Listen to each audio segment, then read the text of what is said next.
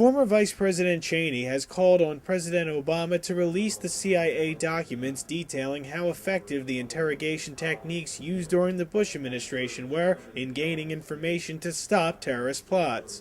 Republican Congressman Peter Hoekstra agrees with the vice president and says if these documents were released, they would show these techniques were effective. Former Vice President Cheney has said that the CIA documents and memos detailing interrogation techniques, the effectiveness of those techniques, should be declassified and released to the public. Former Intelligence Chair in the Senate, Graham, has also said the same thing, that he agrees with Cheney. Do you agree with them as well? I've called for the release of those documents a number of months ago. I think that as we take a look at the threat that continues, we need to take a look at programs that we've had in place, whether they've been effective or not, and I think this provides a wonderful opportunity. There's been a lot of debate, a lot of discussion. None of this stuff is classified anymore. Let's release those memos. Let's make sure that the American people can see how well they worked to keep America safe. And if those are released, what kind of things would they show, do you think? Well, I think that what they would demonstrate is that the use of various techniques through the interrogation process makes a difference in our ability to get the kind of information that Americans need and that our military and intelligence community and our political leaders need to keep us safe. We get better information to have more informed decisions. President Obama has the power to release these documents. Why do you think he hasn't done so yet? Well, only the president can only the president can answer that question.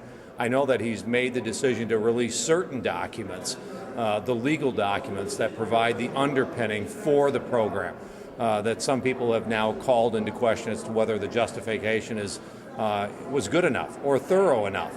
But he's, by the absence of releasing these documents, it appears that he only wants to release one side of the debate. The side of the debate that would say these techniques should not have been used, they're inappropriate, and he doesn't want to show the other side of the story. But again, only the president can explain why he's only selectively releasing documents. Do you think that if these are released, it would show the effectiveness of these techniques, and that's why the president may not want them released? I think from my perspective, it will show that they were helpful in putting together a total picture and a total understanding of what the threat that we face were. So yeah, from my perspective, did they help? Did they work? Yes. Do they provide the magic silver bullet that unleash everything? Of course not. That's not how intelligence works. You get a little piece over here, you get a piece over there, you get a piece over here, and that helps you put together the puzzle. This was a critical piece of that puzzle. Do you think the changes President Obama has made to President Bush's national security policy, such as closing Guantanamo Bay, have made America more susceptible to another terrorist attack or less susceptible? Well, the good thing is the president has talked about changing the policies, but in effect, he hasn't changed them. Gitmo is still open, and I think it'll still be open in 6 months. He's got a surge going on now in Afghanistan. He's executing the president's policy in Iraq.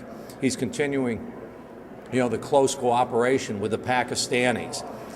So I'm not sure that we've seen all that much change in the actual events that are happening on the ground. What we're seeing is a change in rhetoric, saying one thing and then actually taking a look at the policy, and you see that the policies of the Bush administration in many cases are continuing. So you're saying the rhetoric has been different, but the actual foreign policy that he's put into place, President Obama, is not much different than President Bush? The threat from radical jihadists, the actions on the ground in many cases are very, very similar.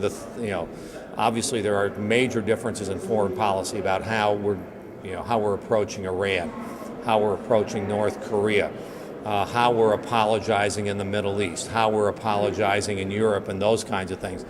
Those all have a bearing on foreign policy and how safe America is. I don't like some of these policies. I think that they do jeopardize us to a little bit of an extent.